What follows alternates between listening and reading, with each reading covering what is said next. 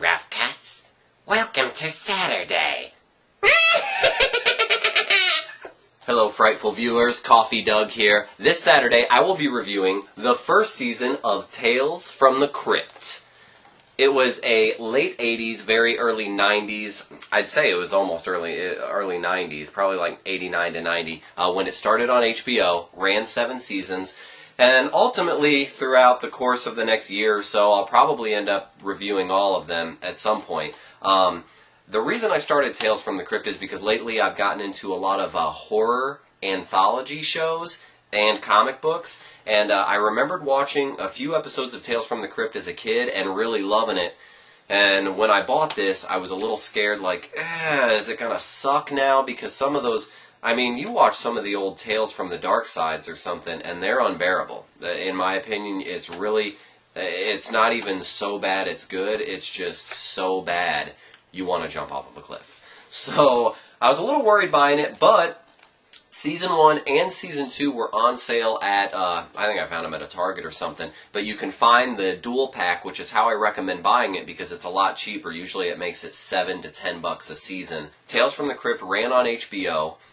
It was usually a half-hour episode. Season 1 is 6 episodes. Sometimes in the later seasons they get to like 15 to 18 episodes. And they were just, I want to say horror stories, because they definitely are horror stories, but they're fun. They're kind of campy and cheesy in a way. They're based on the comic books of the 50s, and I have personally only read very small excerpts. I've never really read a whole Tales from the Crypt comic.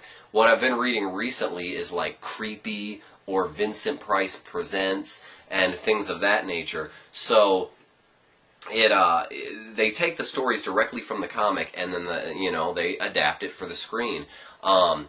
Bunch of big directors throughout the whole series. Season 1 has Robert Zemeckis. It's got Richard Donner. A few stars that you'll know. Leah Thompson, the mom from Back to the Future, and a few other people. But it runs 6 episodes, and I gotta say that I loved every one of these.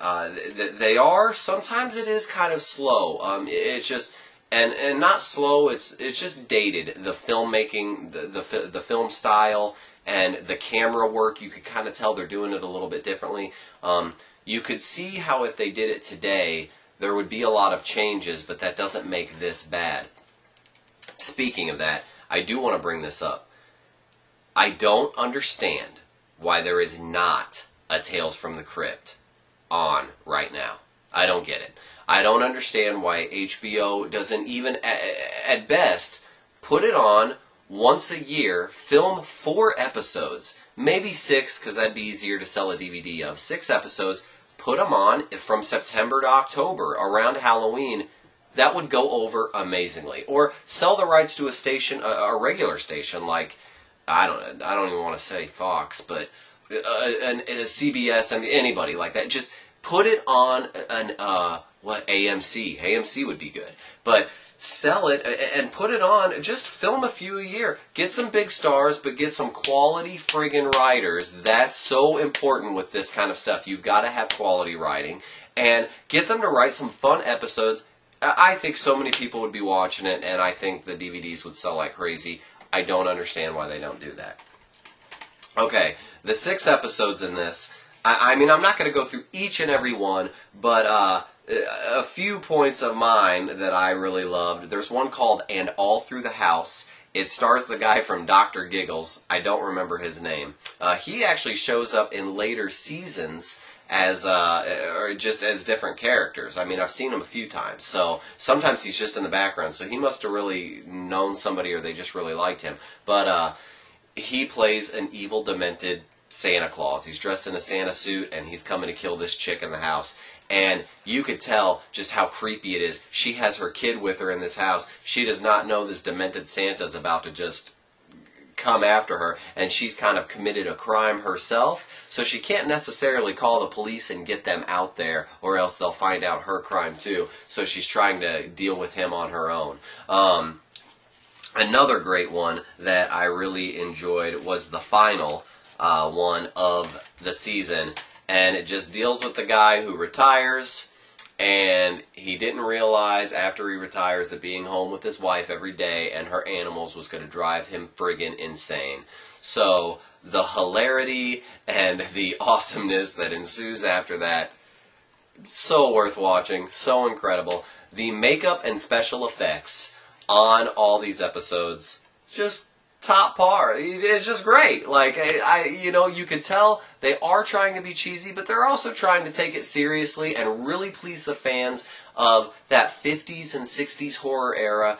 And and they'll please you now. If you're a big horror fan, or a monster movie or whatever, you're really gonna like this. You're gonna enjoy it. If you remember watching them and liking them, get them again and give them a try if you haven't seen them in years. If not, at least try the season 1-2 double pack.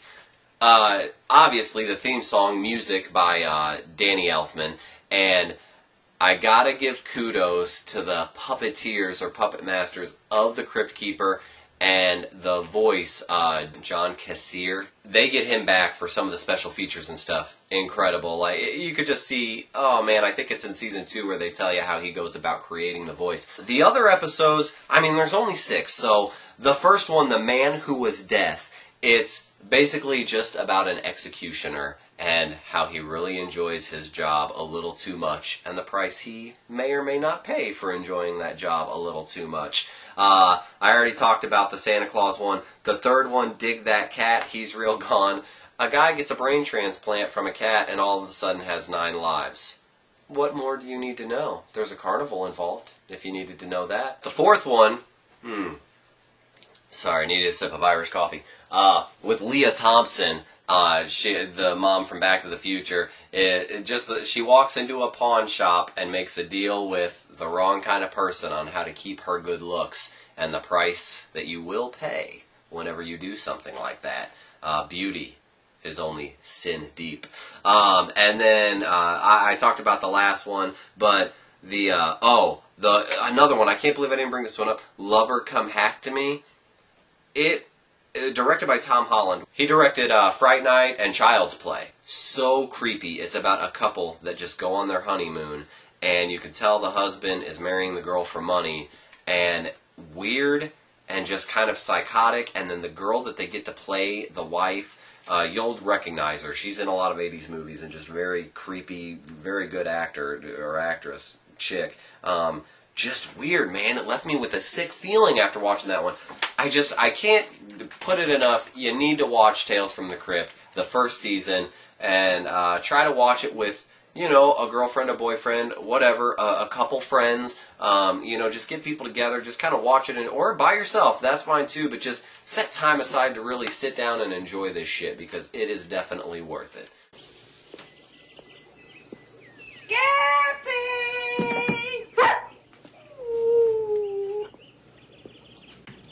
Here's your breakfast, honey.